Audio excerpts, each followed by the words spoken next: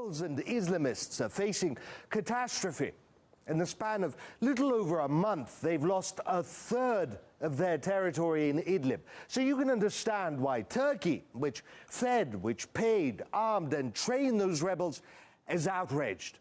Erdogan is beside himself. He needs to vent, to strike out. The Syrian regime, as well as Russian forces and the Iran-backed militants acting with it in Idlib, are continuously attacking civilians, committing massacres.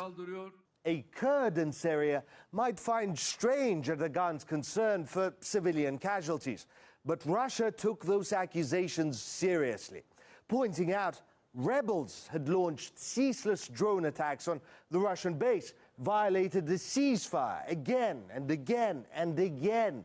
Al-Qaeda-linked jihadists control 90% of Idlib, and who Turkey, despite promising to do so, hadn't been able to separate from moderate rebels.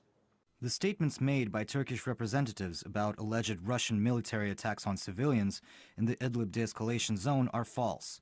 The real reason for the crisis in Idlib, unfortunately, is that our Turkish colleagues have failed to fulfill their obligations to separate the moderate opposition militants from the terrorists in these areas. But Erdogan appears deaf and mute to his own faults. Instead of explanation, he's flooding Idlib with troops, with tanks, with artillery, vowing annihilation for anyone who dares shoot at them. We are determined to drive back Syrian regime forces from our observation posts by the end of February. We will do whatever is necessary, both on the ground and in the air, without any hesitation and without any delay. And egging it all on is Washington. Apparently they've forgiven Erdogan for his little crusade against Syrian Kurds and have lifted their sanctions on Turkish officials involved in attacking Kurds. They went further, saying they stand with Erdogan as he invades a sovereign state.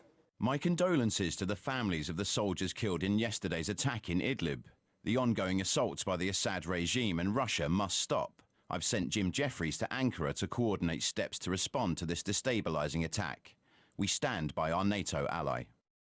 There are now 4 nuclear powers engaged in Syria. 5 if you count Israel, and they're fighting on different sides. The danger of escalation is colossal.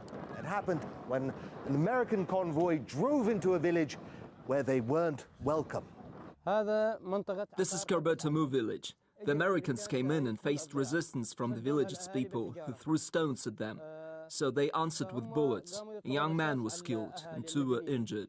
A 14-year-old youngster killed. To add insult to injury, the Pentagon in a statement referred to the villagers as a pro-Assad militia and accused the villagers of occupying the village they live in. Also, the American soldier who apparently scratched himself is fine. No need to worry. They literally separately tweeted about that. So there you go.